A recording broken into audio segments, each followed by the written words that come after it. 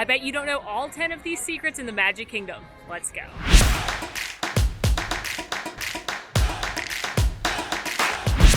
Let's start at the beginning. And the beginning is, of course, Main Street, USA.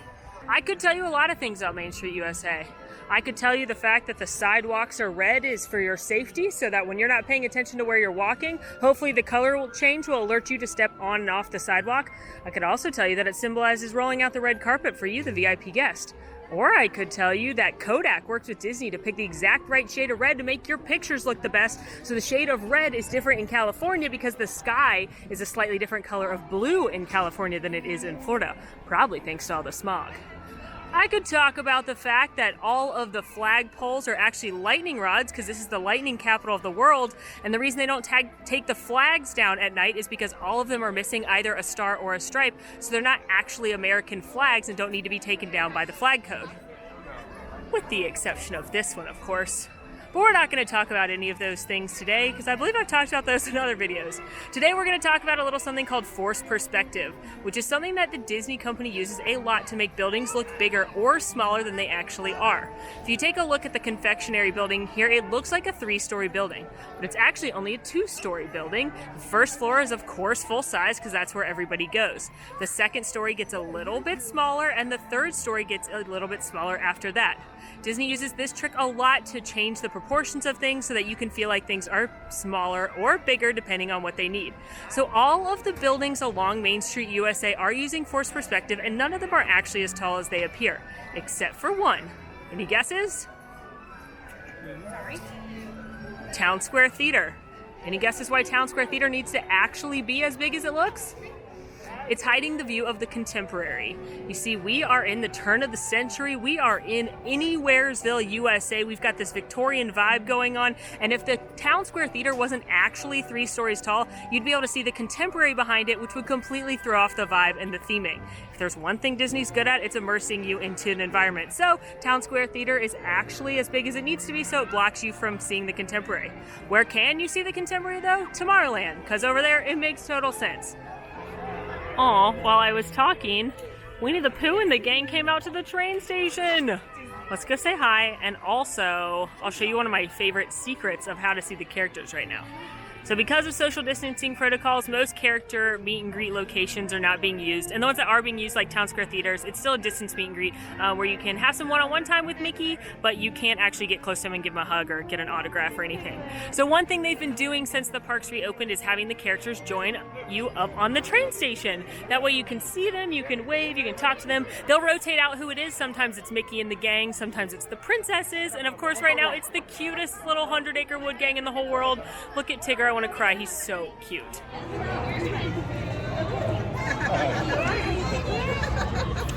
Now here's my secret. If you ever see the characters up here, when they leave, they have to walk over this way down the train station, and then they actually walk right past here over backstage by the Chamber of Commerce. So if you come down this way when they're leaving, you just have to wait for them to leave. They're not up there for too long, so go say hi. But if you see them leaving, come over this way and you'll get a hot moment and a cute video and possibly a cute picture with them. Bye, Rabbit! Bye, Tigger!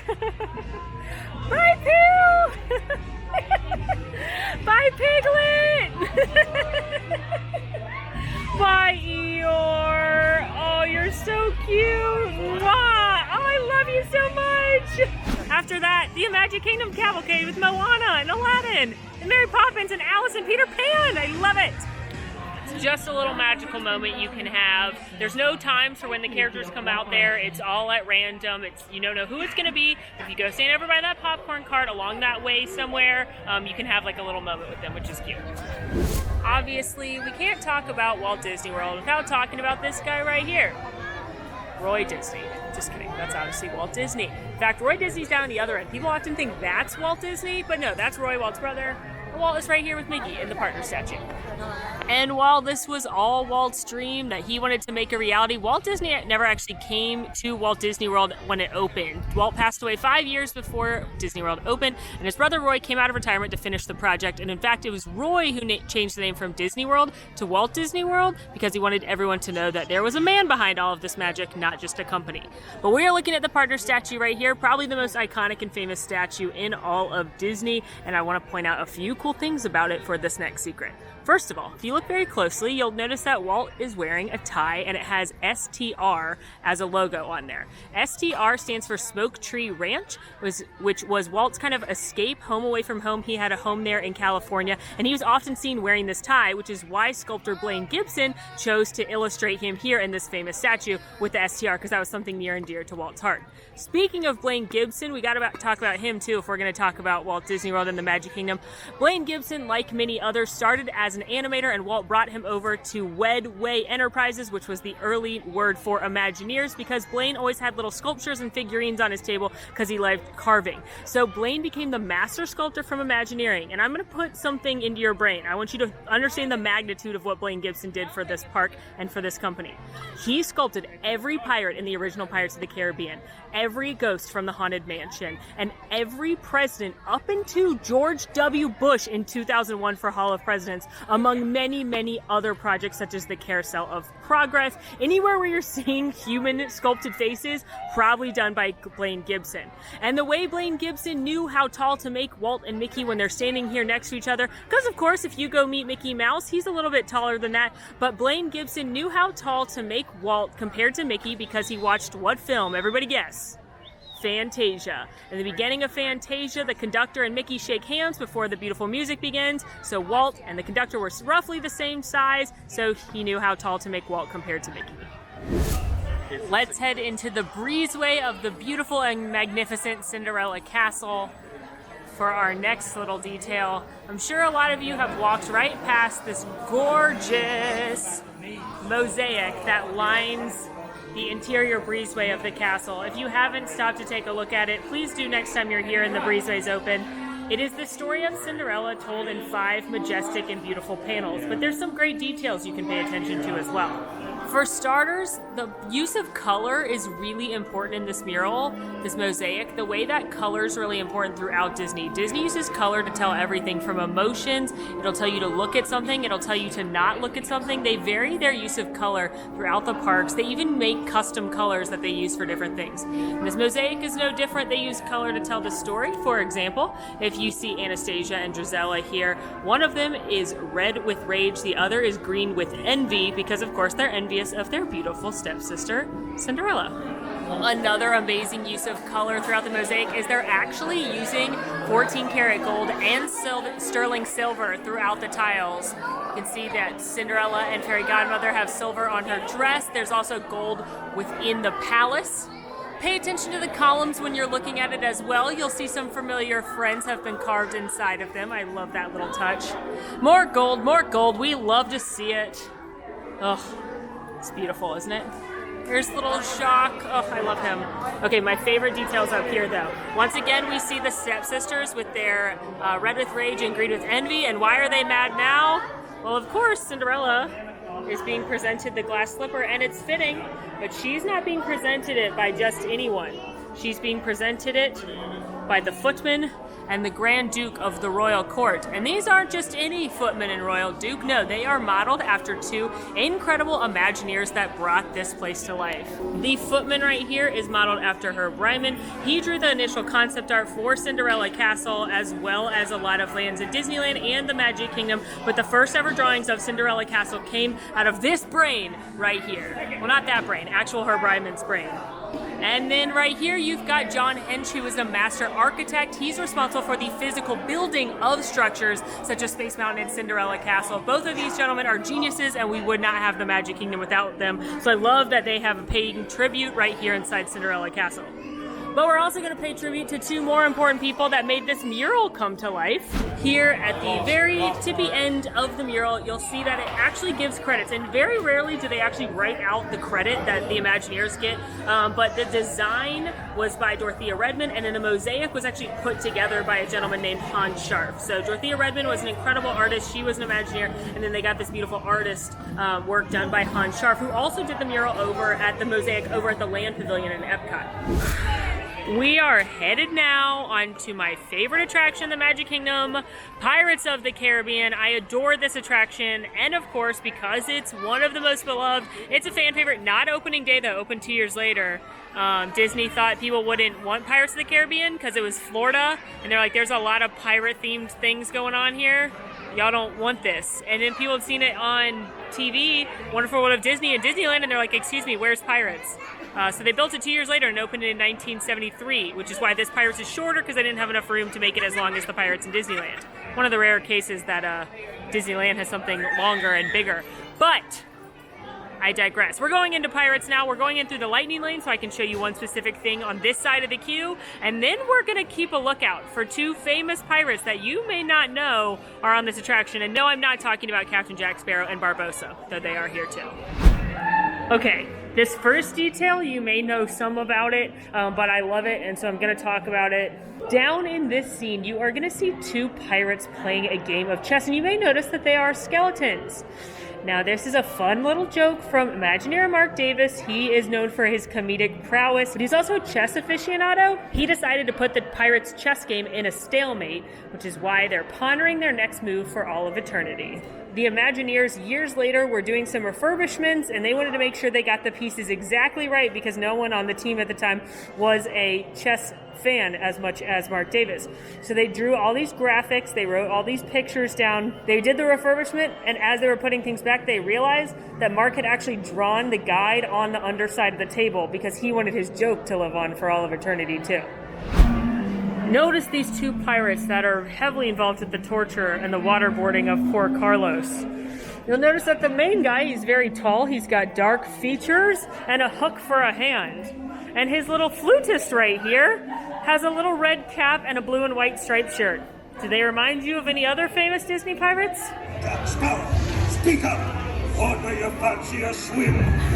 Remember when I was talking about Blaine Gibson and how he sculpted everybody? Well, Blaine Gibson actually drew on inspiration from people he saw in real life. In fact, his wife used to have to smack him in church because he'd bring a sketchbook and he'd sketch people's faces and then later turn them into animatronics. Wouldn't that be wild if you were just like riding a ride and you were like, is that my face? Anyway, Imagineers are resourceful, and they figured out that once you made the mold to make a face of an animatronic, it's a lot easier to just keep dressing up that face as opposed to making brand new ones. A lot of times the animatronics will be reused in the same attraction again or in different attractions because all they need to do is change their clothes, change their wig, and they can use the same faces over and over again. And there's some really great noteworthy ones here from Haunted Mansion. So I'm gonna go point out 3 different ghosts in the Haunted Mansion, 3 different characters in the Haunted Mansion, and then we're gonna go find them again on other attractions in the Magic Kingdom.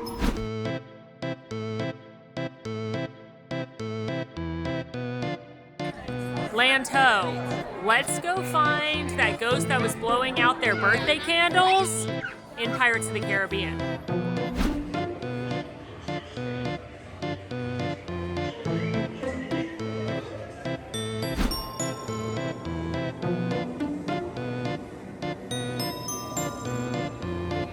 Remember Ghost Grandma? I bet we can find her here at the Carousel of Progress, too.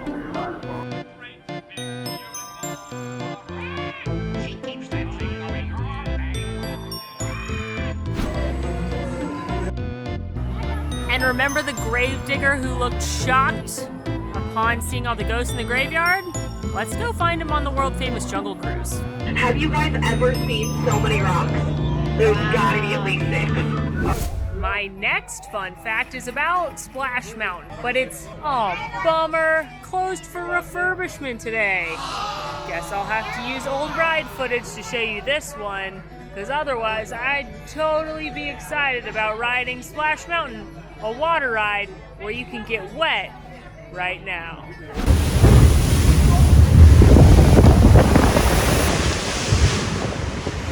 Yeah, that was a good one.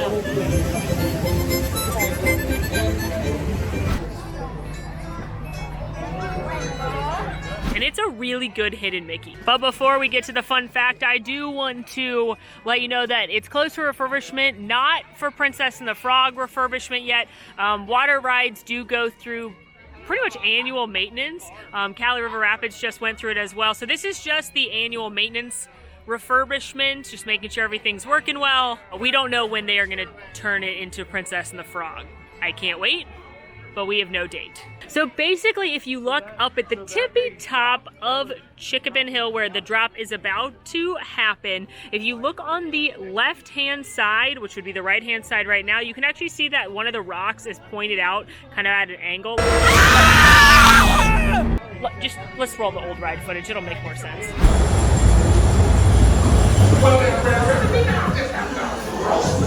Hey, Duckfist, it's a hidden Mickey.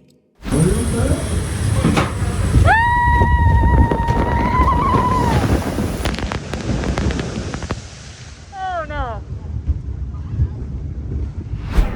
Of course, there's a ton of hidden details and backstory when it comes to the Haunted Mansion. I've actually done a whole video on just all the Easter eggs, detail, history, backstory, etc., on just the Haunted Mansion we can link for you. But did you know there's also cool details in Memento Mori, which is the store all about the Haunted Mansion? Would you expect anything less? In fact, if you've ever wondered what Madame Leota would look like IRL in the before life, she's in here. Oh. Okay, first of all, I've been paused by these denim shorts with the hitchhiking ghost and the wallpaper on them. Those are a choice. Like, the fact that you could go literally head to Crocs toe in Haunted Mansion is such a treat. Also, okay, back to Madame Leota though. This is Madame Leota. If you've ever wanted to know what that beautiful face that's inside the glass ball would look like in her mortal life, this is it. There she is. That's Madame Leota. But this isn't the only place she appears. Okay, this is very hard to see, but she's there. Do you see her? She's appeared. Is she trapped in there?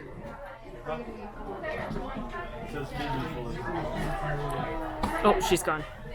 She's back. Oh, she's gone. She's very mysterious. I do love that the raven is on this frame because the raven was, they thought about having the raven be kind of the storyteller of the mansion, but then they decided that was too much. So now you can just kind of see the raven as a guardian throughout the story. Like, you'll see him a lot. Oh my gosh, something's happening.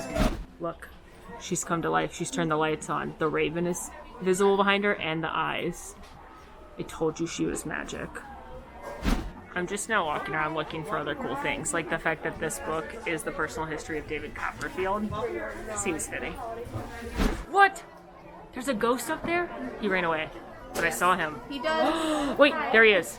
What? I do. We're gonna look around, but You're blowing my mind right now. There's a ghost here. The cast members are showing me. Oh, I see him. Oh my gosh, that's so cool. Cast members are so magical. They saw me in there recording Leota and they were like, do you know about the ghosts that live here? And I was like, no. I'm sorry, there's a bunch of birds and they are like freaking out. And it's like, do they know I was talking about the raven?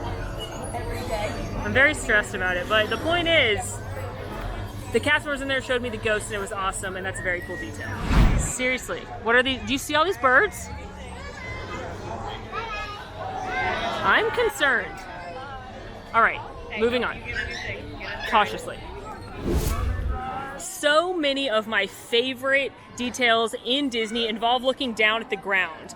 Whether it be things like this gigantic compass, whether it be details like animal prints or little treasures buried in the ground, the change in texture, the change in material, the ground tells you so many stories. I talk about the ground in a lot of videos. So instead of looking down right now, we're actually gonna look up because it's also important to look up when you are looking for details and secrets in the Walt Disney World parks. Now this next one also helps tell the story of Fantasyland itself. You may have wondered about that from time to time. What's up with the kind of like fair situation? Well, that's exactly what's going on. It is the Royal Fair today, which is what the like tent chic is. Actually, in reality, they weren't ready, and so they just decided to keep this look. But it's like this like all the royal court has come to present for the royalty in the palace there. So you've got your gestures, you've got your exhibits, your fun, your fanciness, and it's all a royal themed fair for the royals in the castle. And because of that, that'll help explain one of my next favorite little details, the weather vanes. If you spot a weather vane, particularly in Fantasyland, it probably matches whatever it's sitting upon. And this is true in Disneyland as well. So if you look over Pinocchio's Village House as well as Small World, you're actually going to see little gestures are the weather vanes, because again, we are in a royal fair, a royal court for the king and queen inside the castle. But my favorite of the weather vanes around this area, if you look over this way atop Peter Pan's flight, you can actually see that Tick-Tock Croc is the weather vane. And if you go over to Storybook Circus on the train station, you will see that Casey Jr., the train from Dumbo, is the weather vane. Continuing our weather vane quest, you can also see that the pirate ship is atop Peter Pan's flight. And if you look over this way, you will actually see a crown. I leave you with one more weather vane, and the encouragement to look up wherever you go. But if you look atop the Haunted Mansion, you can see a bat. Let's all take a moment to remember what lived here at the Mini Adventures of Winnie-the-Pooh.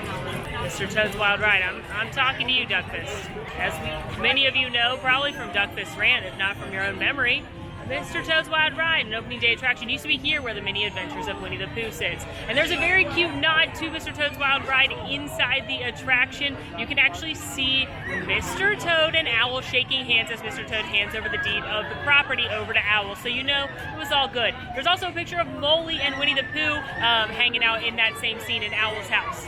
But did you know there's also a nod to another opening day classic Disney attraction inside this queue? As you may know, Winnie-the-Pooh lives in this tree right here. It's Mr. Sanders' house, and you can go in it as part of the interactive queue. But this tree didn't always live here. They actually relocated this tree from over yonder, which is where 20,000 Leagues Under the Sea used to be. So we are gonna head into Pooh's house and check out a cute little nod to the Nautilus and 20,000 Leagues Under the Sea. Way too big to be in here. Just me and children hanging out in the tree. All right, where are you, Nautilus? Hi, mister. Get away. Ow. There you are. Look at that. There's a Nautilus carved into the tree. Why did I go through this door when this door exists?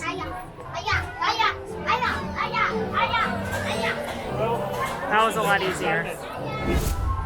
It's a great, big, beautiful tomorrow.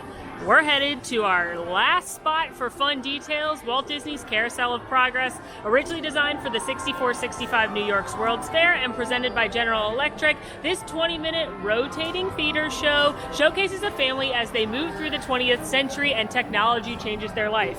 It's definitely like a Disney cult favorite. Disney history buffs love this one, and it's awesome that it's here at the Magic Kingdom because most stuff like this ends up in Disneyland. So it's a great attraction for your older guests or your guests that love Disney history, or if you want to cool down for 20 minutes. But there are some really cool details to look for. The first one is in the first scene. You will actually see the robins outside of the window twittering a little bit, and the father figure John acknowledges them. Did you know those robins were actually used in filming Mary Poppins during the Spoonful of Sugar scene? The next one is also out the window. In the second scene, you will notice a street out there, and one of them is a nod to Herb Ryman, who was an Imagineer that designed the castle. He did a lot of the concept art for Disneyland. He's absolutely incredible, and you will see H. Ryman on a sign out the window. And lastly, if you look at the bulletin board in the final scene, it will say Marty called once changes on a little note, a little post-it note that's stuck on the bulletin board. That is a nod to Marty Sklar, an incredible Imagineer that oversaw Epcot. He worked at Disney in Imagineering for over 40 years, but he was very particular, and every time he would see things, he would want changes. So as a little bit of fun, poking a little jest at Marty Sklar, the legend, they added that Easter egg in there that again says Marty called once changes. There you have it, 10 secrets and a few bonuses to look for the next time you're in the Magic Kingdom. Share your favorite in the comments. Look forward to this video in the other parts. And until next time, thanks for watching. Go watch the Animal Kingdom one now.